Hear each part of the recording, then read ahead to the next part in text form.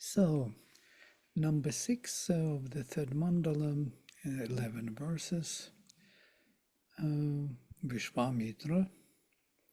Prakaravo mananavachyamana devadrichim nayata devayantah dakshanivat vajini prachi eti avih bharanti agnaye ghritachi. So the doers of the work, seekers of Godhead, who find expression by the thought, lead it on turned Godwards. Godwards is not recognized word by English dictionary. This is Sri Aurobindo's word. Full of the planet, yet luminous, carrying the understanding. It journeys moving forwards, bringing the offering to the fire. So this is what I was mentioning last time, prakaravach. Yeah, pra, forward, literally. Or doers of sacred action, karavach. It's from root kri, those who are causing actually the action, or those who are making a rearrangement of our being or our existence here in the more suitable fashion for the spirit. This is the idea.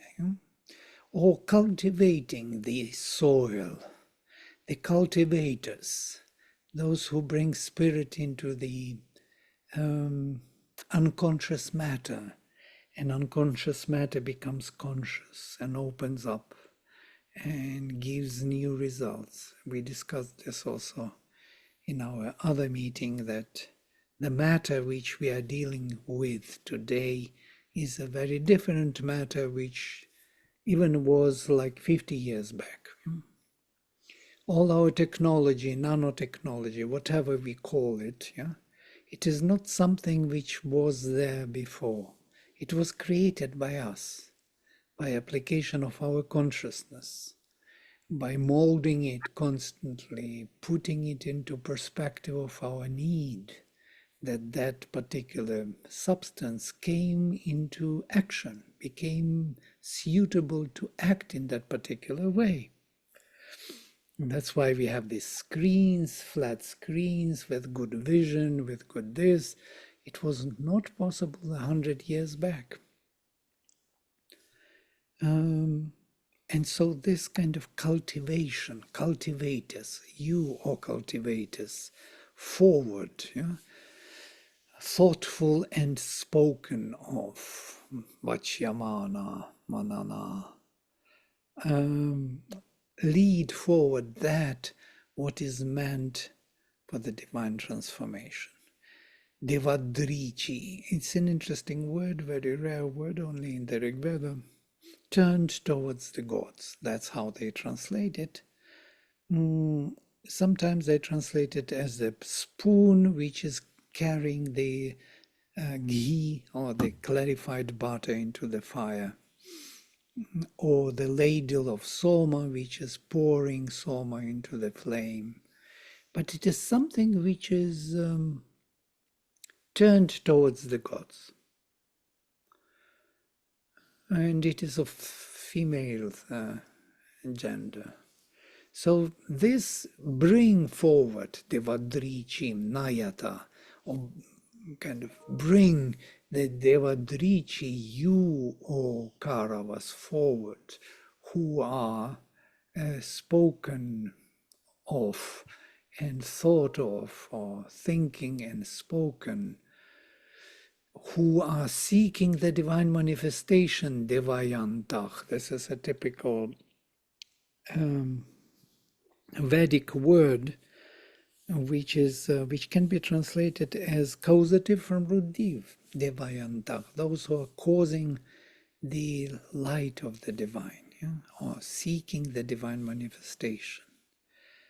Causative, participle present tense. Dakshinavat, vard, it's vach, carrying the dakshina. Dakshina is the discernment, carrying the discernment gift. Dakshina is also the gift, and something from root daksh. Sri Aurobindo has the whole article on this root daksh. Dakshina, daksha, which is a very powerful root, which has a meaning to be skilled, skillful in works, to be precise and skillful, to be perfect in the action. And of course, it has the meaning of discernment, because that perfection in action requires discernment. Dakshina also is the name for the dawn. The dawn, one of the names of the dawn, the last one is Dakshina, which means the intuition, which is discerning. Yeah? The lowest level of intuition which comes to us. Sri Aurobindo speaks about these 4 levels of, and so we have Ila, Saraswati, Mahi, and Dakshina. Yeah? Interestingly, that Daksh, and from here Daksha is the highest form of the supermind, the godhead of the supermind. Yeah? The all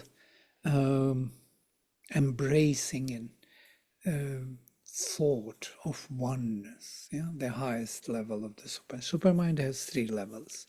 One is the oneness, which is on the top, daksha, amsha, the one in many, in many in one, amsha, the portion, the part, and surya. Surya is these rays of the sun, which are already multitude creation. So we have oneness, one in many in one, and many. So Daksha is considered to be the godhead, the Aditya of the supermind, who is the father of all the gods. You know, in the later literature it is Prajapati or Brahma, Brahma Svayambhu, Brahma the creator, or Prajapati, or Daksha in the Veda. Sri Aurobindo dedicates a lot of kind of study to this word, because Dakshina means also the right. Yeah? Dakshina is also the fire which is for the Pitris in the Agnihotra ritual, which is towards the south. When we face the east, we move towards the south, and then to the west, and then to the north. Yeah, this is the right Dakshina rotation, how the sun is rising. So that's why the Dakshina is the right hand and Vama is the left hand. Dakshina we have as something we give the gift with the right hand. It has something to do with this right hand, yeah? The right path. It is by the right hand that we take our bride and lead around the fire clockwise, yeah? That means to the south, to the west, and to the north. So we have to go clockwise, and clockwise is the right movement. Clockwise or anti-clockwise. Yeah. So this is Dakshina. So many things: skilled action, discernment, the most fundamental consciousness of the dawn. So he carries that Dakshina. He brings that intuition of the dawn, Agni. Or maybe not even Agni. Yeah. I wanted to ask, who is the doers of the work? Not clear to me.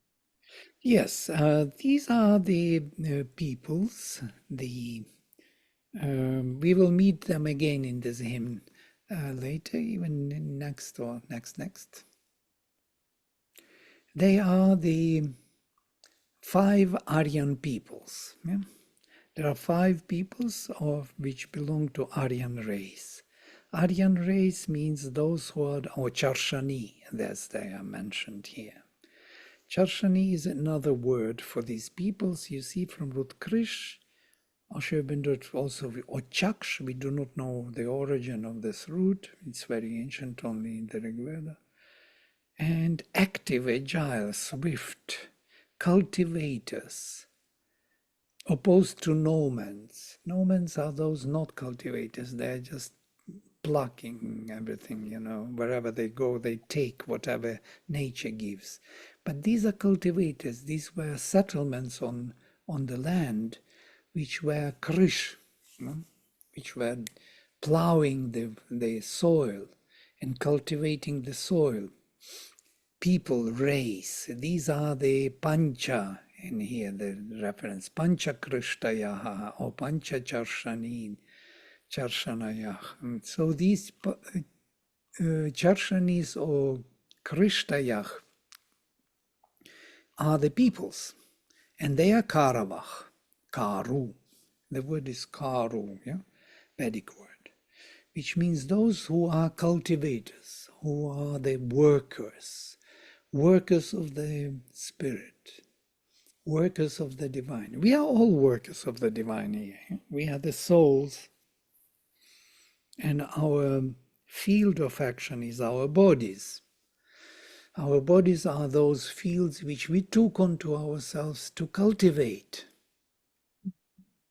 Is it not so? It's so Yeah. kind of one-to-one. We are cultivating this body to become more and more receptive of the spirit, of become more and more supple and subtle in its action and activity and perception, and to be more and more precise and discerning and so on.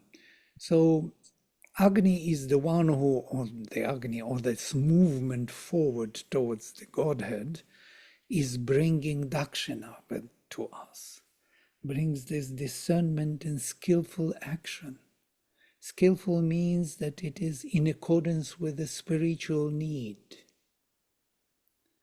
Because there is the ultimate aim of this manifestation is the realization of the divine. So everything which works in the direction of becoming more and more effective towards the spirit is actually that dakshina, is discernment. And everything which leads away is opposite, so to say. It's interesting how long it takes for us to beat around. We know all this, we heard this many times, million times. I'm kind of repeating myself non-stop. And still, this bridge between spirit and matter is not yet totally crossed. You could feel the gap. You could feel that more has to be said in this direction. More bridges have to be built in order to become one finally. Yeah? We are not one. We feel the gap. It's interesting. And the Rig Veda gives us all the means to build that bridge. Is it because we are constantly in the inconscient, no matter what? It is the sacrifice, absolutely. We are dwelling in this darkness, yes. We are those sparks of light which want that darkness to turn into this dakshina, yeah. And so that's why we are doing it. This what we are doing now, talking, thinking about it, is actually trying to expand the light of awareness into that darkness and see what is there to be done. How to cultivate that darkness in such a way that we can bridge our innermost luminous being to this unconscious, unregenerated bodies which we took onto ourselves. How to make them conscious, these bodies. Yeah, there is only one way to bring this light, inner light, forward. Yeah? There is no other way to make it conscious.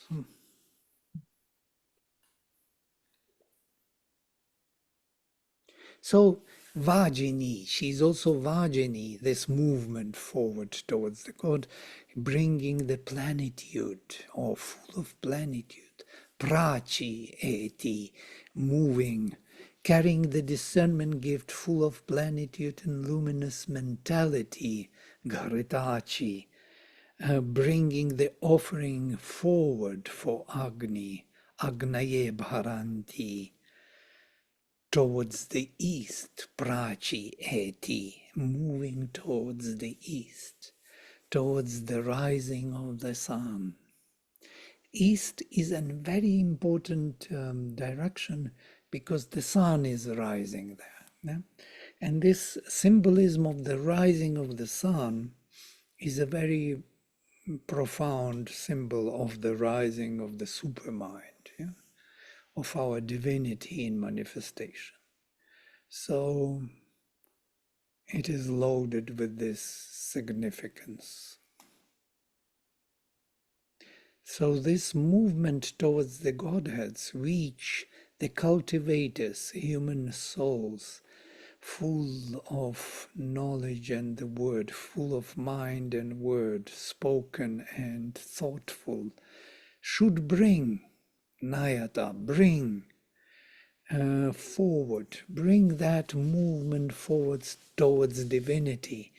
Those who seek the divine manifestation, Devayantah, that movement which brings the discernment and skillful action, which is full of plenitude, which is moving towards the risings of the sun, bringing the offering to Agni, full of the divine clarity.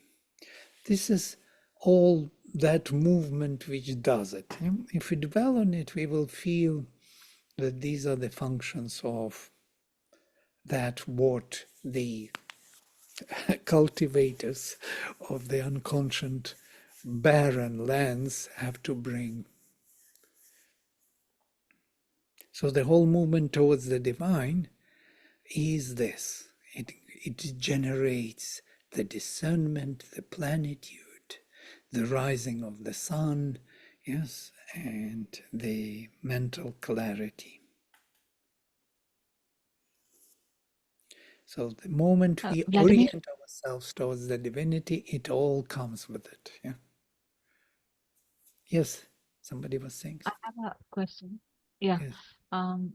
In our body, what would be the or where would be the east? I mean, if you take it in that, because somewhere like that image of that hara was coming in. Uh, is it the sun? Is it that fire? Like no, whether your the thoughts or the feelings, you transcend all that and you finally put an offering towards the sun. So is that where that action, the word is also coming from? Because when you act, you're coming from that place. It's a sender. Interesting question, because it's also time related. It's not space related. If you want to locate it in space, it won't be to want to have a location. Pra means prachi, prach, prak means forward. So in the body, it is forward. So forward means to the next and next body and next body. Yeah? It's in time.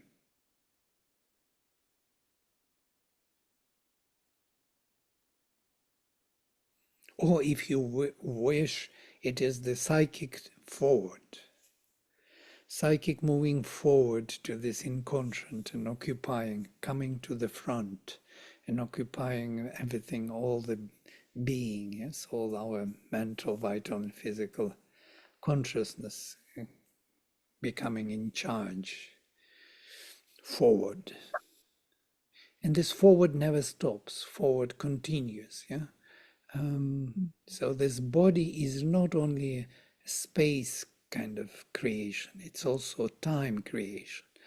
So the body is an extension in time. We spoke about it before. It's not an extension in space only, because space is the product of time.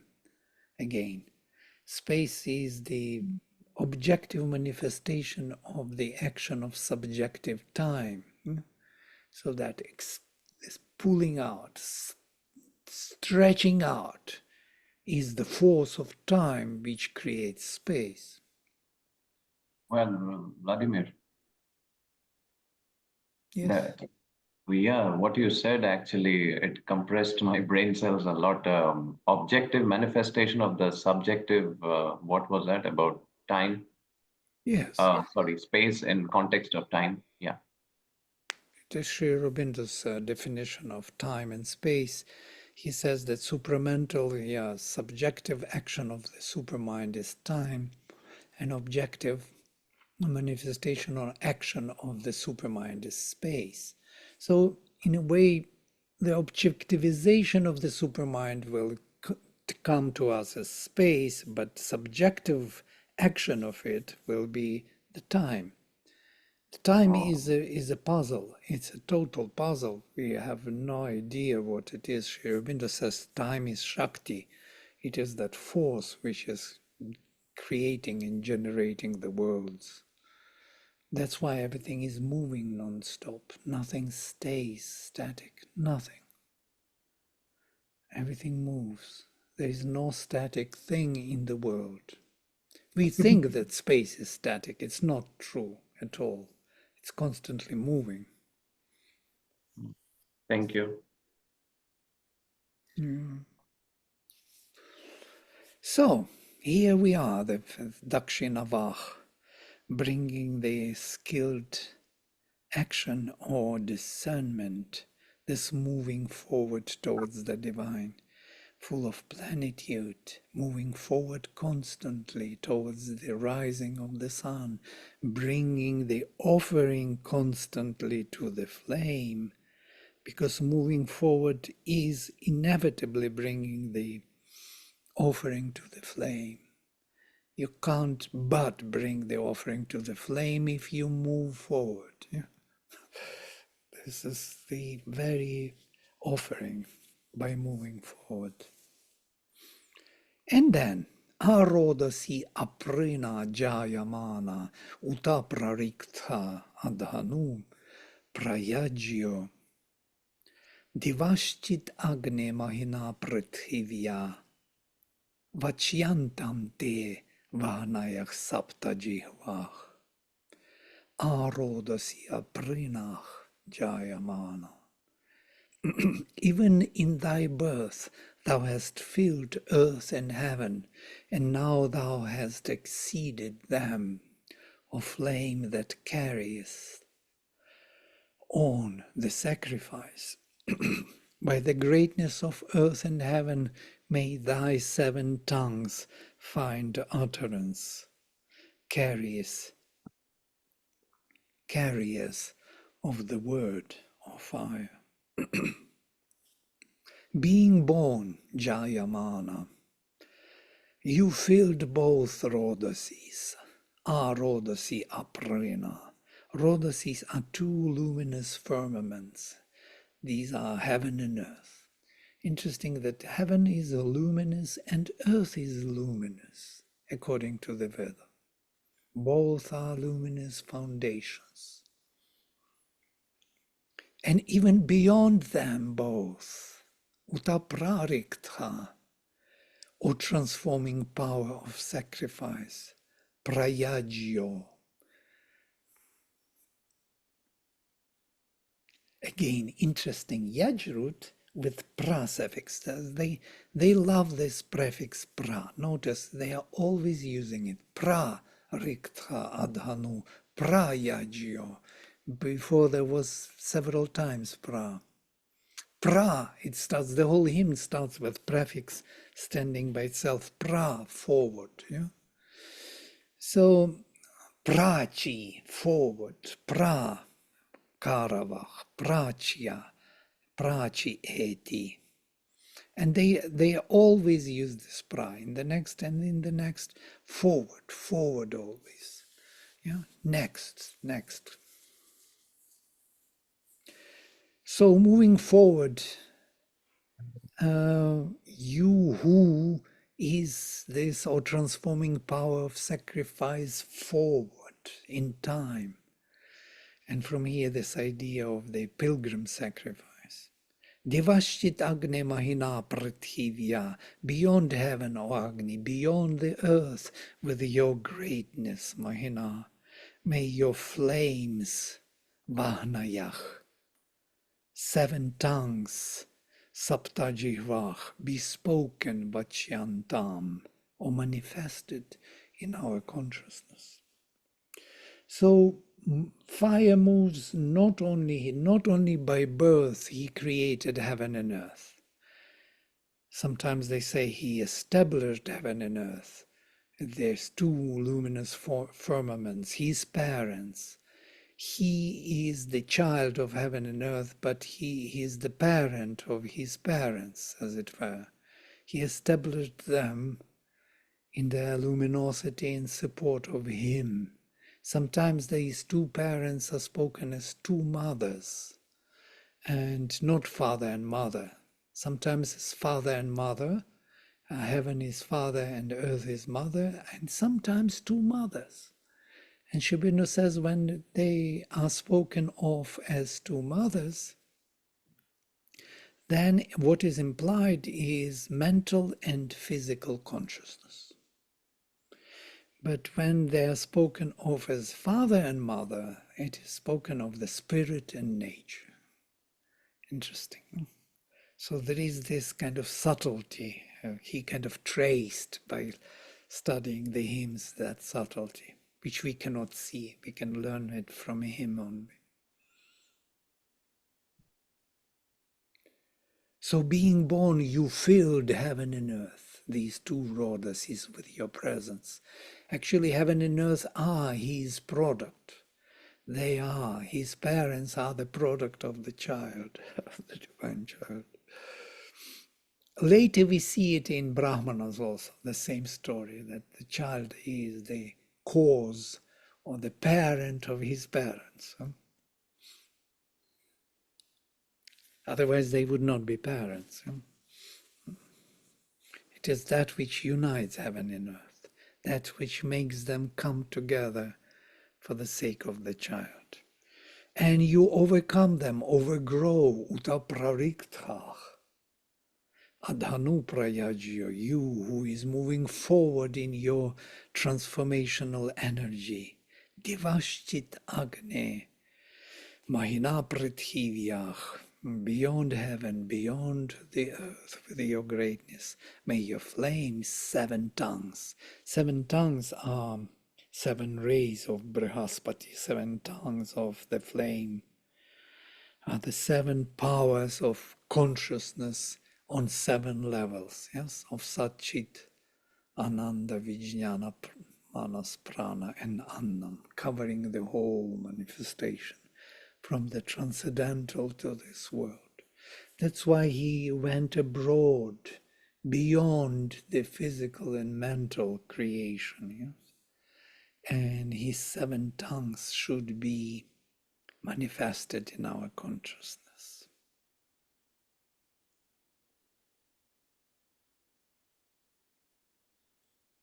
Vladimir, I have a question, please. Yes. Could you please elaborate a little bit more on the 7 tongues? 7 tongues, 7 rivers, 7 streams, 7 rishis, 7 rays of light. Yeah, 7 tongues belong to actually Brihaspati. Brihaspati is Angiras. He is the major Angiras, the flame. By the way, later in the post-Vedic literature, there is a difference between Brihaspati and Agni, which is not the case in the Veda yet. Yeah? There are 2 Agnis in the Veda already. We spoke about them all the time. Yes, one is Yajatra, other is Priya, one is from the heart, and other is supporting nature from below. And there is heavenly Agni. I don't want to confuse you too soon to say everything in one go, but The flame from within the heart is Brihaspati. It is that the flame of love, the seven flames, seven tongues of Brihaspati. Seven rishis are these tongues, actually. They are the creators. They are those who spoke the mantra and manifested this space and time. They spoke in different directions and manifested the whole universe. They are his sons. I'm speaking from already Brahmanic literature, not from the Rig Veda. But that Brihaspati, the Lord in the heart, is that flame in the heart, yes, which manifests all these seven worlds of transcendental and this world. Now, this transcendence in this world coming together is because of Brihaspati in the heart. It is he who unites heaven and earth. It is he who frames with his mantra the rising of the flame from the depth of our nature. And he frames it in a particular form that it will reach the heaven and bring heaven in connection to the earth. It is that which connects the bridge. The heart is the bridge between the mind and the will in the body. The love is the outcome, the crown of the whole manifestation. Bhakti in the heart is the result of jnana in heaven and karma in this world, in the body. Now we come to the Gita. Gita is the same synthesis, yes, connecting of the will in the body with the mind, with the knowledge in the mind, realization in the heaven, and it results in the flame in the heart, the love, bhakti, which is rising from the depths of the heart. This is that flame. Why seven tongues here are mentioned? May they be manifested in our consciousness, because he already went abroad, heaven and earth. He embraced them, his parents. He went to the transcendental beyond heaven and to the earth beyond earth. He embraced the inconscient and superconscient. And these are the seven tongues. May they be manifested in us. Yes, Satchitananda is the transcendental three tongues. Vijnana is the supermind connecting the transcendental to this world. And this world, Manas, Prana, and Annam. These are the seven worlds with seven powers of consciousness, seven tongues, seven rays, seven Vladimir, planes, seven streams. Yes. so then when you say Brihaspati located in the heart, are you also referring to the psychic being? Yes. That is the psychic. And the doer of the work, therefore, is the psychic. Yes. It is the one who connects the transcendental to this world. It is only with the psychic that this bridge can be established and the seven flames can be manifested. Seven means the transcendental and this together. Yeah. Thank you.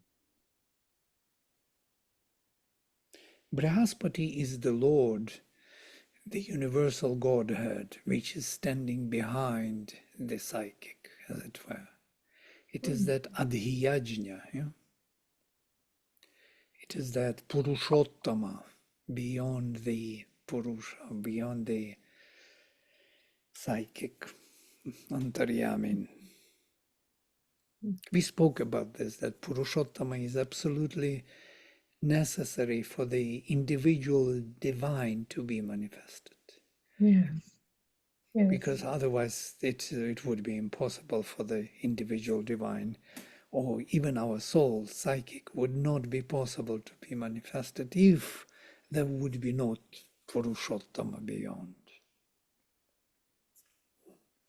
because transcendental existence, consciousness, bliss is not enough to manifest the individual self.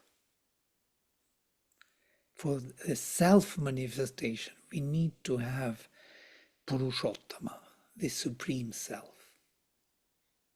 Otherwise, the manifestation would have only this universal appeal of form. Yeah? It would be only in the universal form. Nothing would be individualized. No individual relations, self-relations, no uniqueness of any particular manifestation would be possible if Purushottama would not be at the beginning of all creation. It is So him. it is the Purushottama who creates the individual, Yes, actually. right. All individual forms, selves, atoms, everything. The whole idea of space and time, because of this, comes from this individualization of Purushottama. Otherwise, they would not come into existence. Thank you. I know it is much to take, but if you dwell on it, if you think of it, meditate upon it, you will find these answers by yourself also. Or in Sri Aurobindo's writing. But it's always hiding somehow. We need to actualize, to understand it. Yes, it's better to understand and then to see it rather than to read and then try to understand. If you discover it yourself, that would be much more easy to read. But it is so logical in a way. It's not against logic. That the variety of manifestation is because in this infinite variety, in the physical, where nothing is repeating nothing, it's amazing. Everything is different. Every atom is different from every atom. There is no the same. I already spoke. Fingerprint, you cannot find the same. You cannot find the same leaf or in the forests of the trees. You cannot find the same pebble on the shore. The infinite pebbles, they are all infinitely different. What is this? Is it really even possible? Yes, it is so. We know it. But if you think of it, this infinite variety, individualization, it is because that Purushottama is infinite. And because time and space, if you think of it, you cannot enter the same river twice. Why? Because the flood of the particles, that's why they are all different. The same particle cannot occupy the same space, or different particle cannot occupy the same space of another particle. So they are redistributed in space in such a way that because of that they are unique and different. You cannot club them into the same spot in space. Same matter cannot occupy the same space. So it will be different matter, different space. The very space and time is the product of this uniqueness of Purushottama.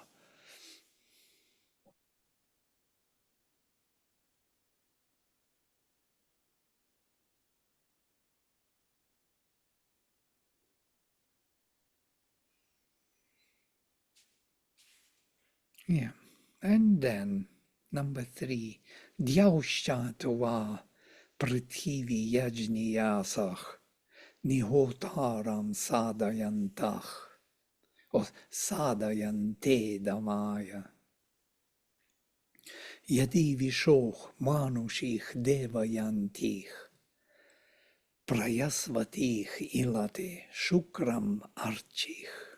Heaven and earth and the lords of sacrifice set thee within as the priest of the call for the house when human beings, seeking Godhead, having the delight, ask for the resplendent ray.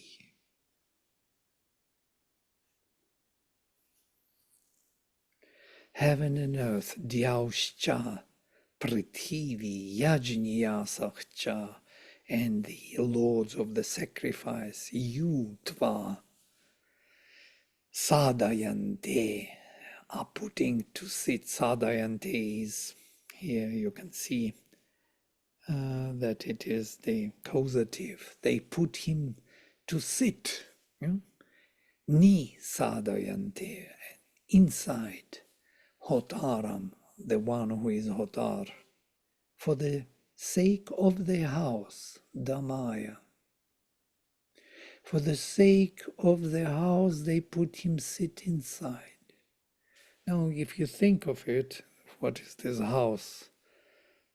A housing, separating, locating the divine in separate houses, in separate locations in time and space. It's exactly what we discussed.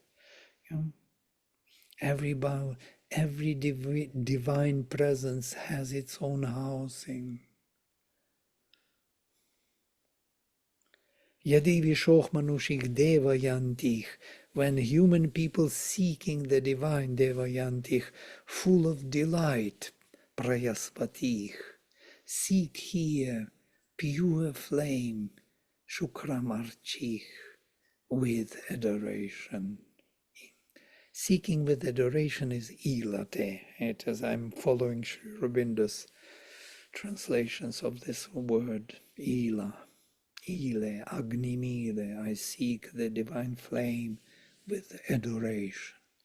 So this seeking with adoration is also a functional thing. It's important to seek him with love. If we seek him without love, it's something else. Yeah? Means I may be seeking him for the sake of power, for the sake of fulfillment of my own ambitions, or for something else. I have something else in mind to fulfill, to realize. It's more tapasvins, but to seek with adoration is a bhakti. Yeah, when we are looking for him with love. It's a true aspiration of the heart. We need that quality to find him. Mm.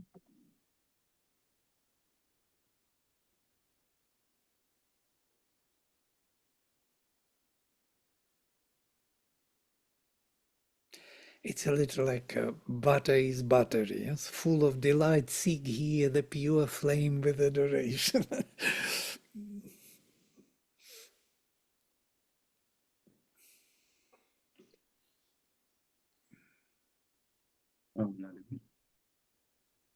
It's that honey which we pour into the flame, seeking the pure flame. The clarity, the divine clarity, ghee, is increasing the flame. All right. Okay, we can stop here for today, I guess. It's already... The head is spinning, most probably, from all this.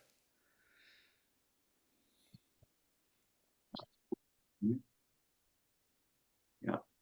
Hello. Yeah. Can you hear me? Yeah. So below Sri Aurobindo's translations, you have this interpretation. So is that from your own meditation? Yes. I am adding, I'm translating literally, because if you have several kind of attempts to translate, it's always better to have several languages. More literal and more Sri Aurobindo's, and then you come to Sri Aurobindo and you see what he wants to say better. It's always better to have several translations, truly speaking. It widens the scope because our mind is so narrow, God. So difficult to deal with him. He's black and white. Tell me the one thing and I will follow. It's not one thing, it's all things. Yeah. Need the multi-dimensional input. Thank you. Okay, give your thoughts. Pour your butter into the flame. Question, Vladimir. It's regarding, is this entire manifestation about just flow of consciousness? And if there are blocks in the flow, where there are obstacles, either because one element like the mind coming in the way or the vital coming in the way, Yeah. then all the problems arise. And when we talk about the flame, invoking the gods, just to again clear that flow of consciousness, Yeah. like They the river, speak, the rays. right. They speak about straightness and crookedness. Yeah. How else would you speak about these matters? Truly speaking, there is no other language better than Rig Vedic. Yeah? Sri Aurobindo took this language for his own, for description of his own experiences. Actually, he was looking for that language. He couldn't find it anywhere. Neither Gita nor Upanishads could give him that language he wanted to really describe what is going on. And then only later in the Rig Veda he found this language. It has to be vast, it has to be archetypal, it has to be also matching with nature. So to say, because nature is manifestation of the spirit and it has to match. It's not just simple, pure symbol like out of the blue. Let me symbolize this by this. It's not like that. That symbol is selected because it matches with psychological movement of the spirit and matches with our archetypal thinking. And this language to find and to use is not an easy task. Yeah. So he was looking for it and he found it in the Rig Veda and he uses it in Savitri, definitely. All Savitri is soaked with this, imagery of the Veda. Otherwise, how else would you speak about these matters? Crookedness and straightness. Look at this beauty. Straightness and crookedness. Well, I can understand it now. Much before it was like, wow, what is this? But now you just say two words and I understand what it is. Crookedness is also a movement, yeah? And it is not some other movement. You see how they solved the problem of the mind. So it is the movement of the spirit, but it is crooked. So it doesn't lead you straight to where you wanted to go. So you will have to find your way after. And these words of crookedness are actually those which are hiding the truth. It is by the truth which was spoken before that this truth which is to be spoken now or revealed now is hidden. And that is how the truth of the past becomes the crooked truth of the present. So in a way it is piling up,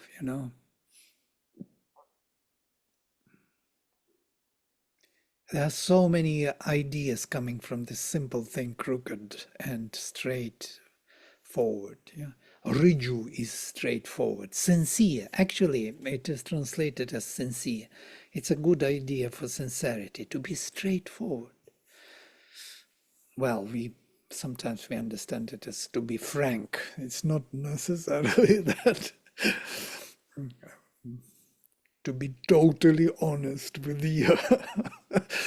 No, you have to be honest with yourself, not with somebody else. Yeah? I'm joking, because people think that to be honest with others is sincere. Not necessarily. To be honest with yourself is sincere. You don't need to be straightforward with others always, because it may hurt them and make them crooked and makes them suffer. And it's only when you're sincere that you have courage and you're fearless and you're peaceful. You know, the other qualities. It's only when you're sincere. Because you're connected, yes. So why should you worry and jump around and try And to lose? gratitude and humility, all the qualities are like the rays of the sincerity. Yeah, So these are when the we are qualities fearful, of the we are psyche. not sincere.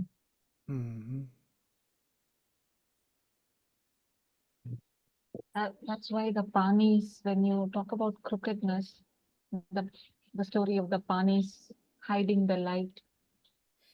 Yeah, in the subconscious cave, yes. Vala. Also interesting. These are the faculties of karmendriyas, as Shrimad says, yes, the indriyas of action, which grew up from the inconscient. And because they grew up from the inconscient, they want to get to the light of the spirit, but they do not know how, because they grew up totally from preserving and surviving and working on themselves, grabbing and holding and consuming the rest, yeah, for their own self-aggrandizement and growth. So they do not know how to give themselves. And Sri Aurobindo says that panis, from root pan, interesting, yes, traders, traffickers, these are creating crookedness. They trade the values, the spiritual valuable things, without knowing their true value. And it made me think that, truly speaking, if you think about traders in general, people who trade, stock market, yeah, they trade things they do not have a sense of value. They have no idea what value they really have, that those things they trade. They don't have access to that value. They trade them as symbols for something else, for money. This is where the shift is taking place. What is money? Money is a symbolic something, value of which you do not have idea about. And that's why money can change, values so can change from, I was always surprised, such big discounts, 70%, 90% discount. What does it mean? That means that that thing did not have that value. That means this. Yeah. And if you think of it, you will we will kind of understand what is trading in general.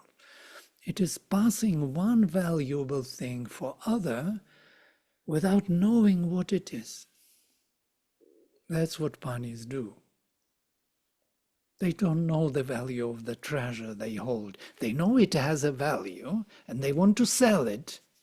Sell it for the sake of getting something for themselves, to be stronger, to be more influential, to have more power, to have more valuable things to trade again, without knowing what it is. That's what traders do. They pile up the money and they know nothing about nothing. Only money has value for them.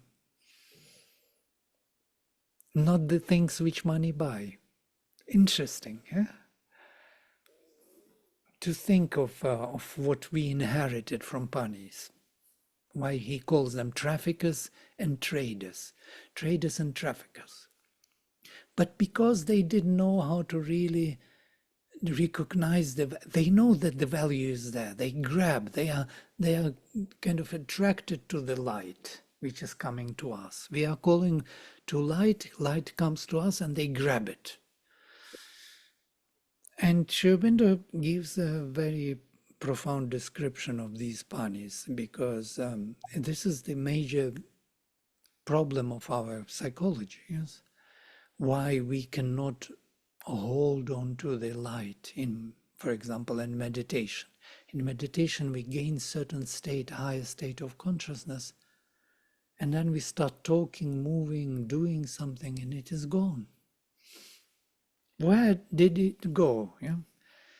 It was snatched by these bunnies. They took it into the subconscious cave. They stole it. They are the thieves, the robbers of the dark. They steal our light of consciousness and hide it in the subconscious cave. They know it has value, but they do not know what value. They are waiting for this value to be released. And so then Indra comes and Brihaspati with his roar and Maruts and Agni, and they break the Vala and they release the herds of the sun, and a new sun and new dawn is born from those hidden treasures within. But Sri Aurobindo says they are not the enemies, though they are described as enemies, panis. They just don't know how to do it. They have to be educated. And the whole Karma Yoga project is to educate these panis, the karmendriyas. Yeah? Karmendriyas are our speech, hands, action, giving, taking, all the time. Our legs, walking, moving our bodies here and there, going here, seeing this, seeing that. And procreatory, excretory organs. So these, everything which reaches out to the world. Speech is communicating, reaching out. Hands are reaching out. Legs are moving the system out to contact some other. And procreation also, casting out the seed, making the child. And excretion, everything which is not needed in the system is left outside. Everything which is outside oriented are karmendriyas. Now, if we change them, their functionality, that they become aware of the value of the spirit, that would be the transformation.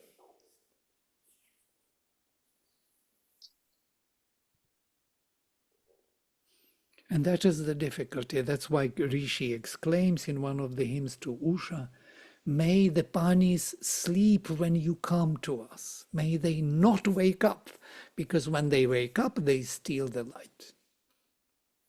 We want to have the light for this system for now, because panis will snatch it and hide it in the subconscious cave. So since you mentioned panis, I went into this a little bit. And this is our major psychological problem. We can be either perceptive of the inner light, and then we become totally inactive. We stop moving. We sit in the lotus for 3 hours with closed eyes. We stop even breathing. Even breathing, we slow down to go deeper into the inner being.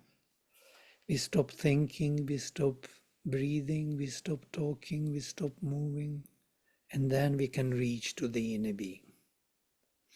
The moment we start moving, acting, we are disconnected from the inner being because of panis. So panis is a big topic.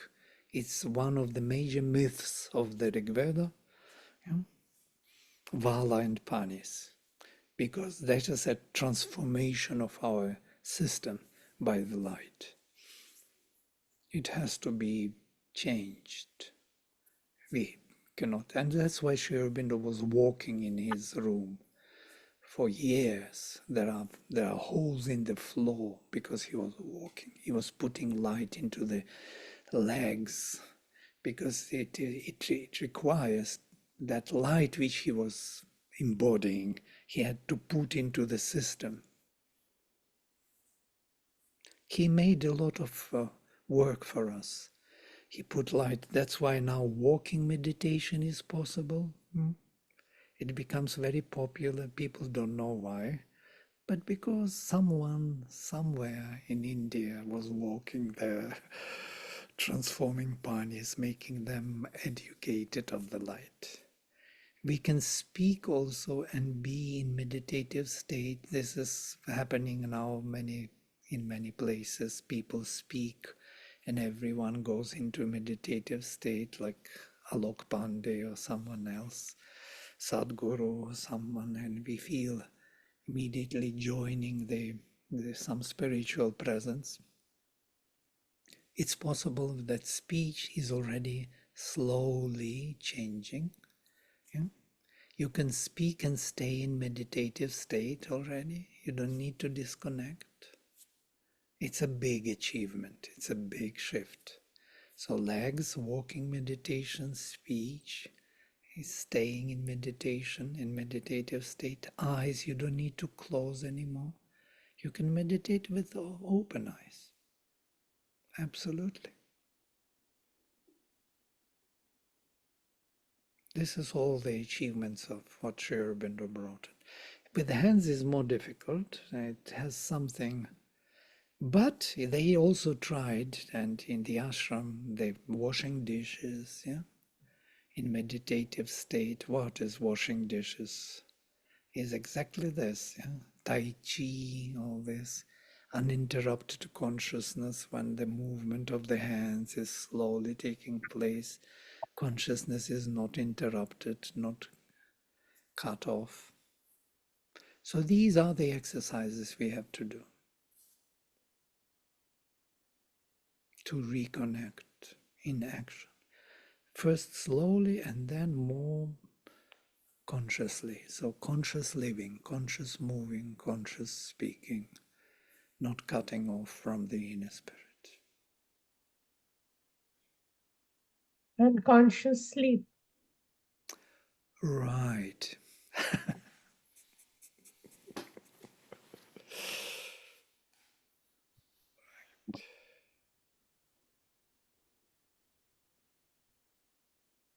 Eventually everything will become conscious, yes. Even sleep. Even procreation.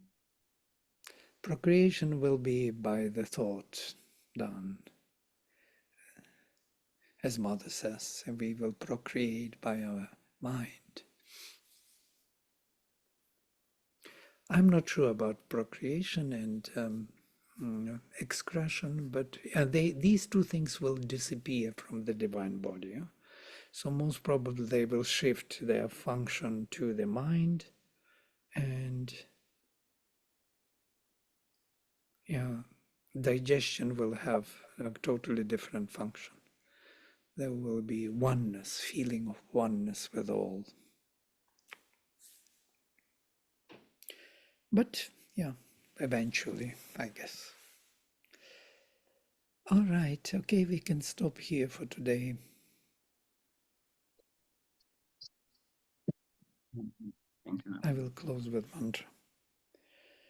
Om Sarve Bhavantu Sukhinaha Sarve Santu Niramaya Sarve Bhadrani Pashyantu Ma Kaschit Dukha Bhag Bhavet.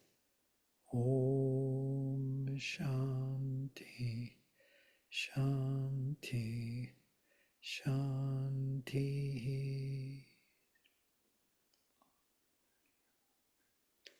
Hari Om. See you next time.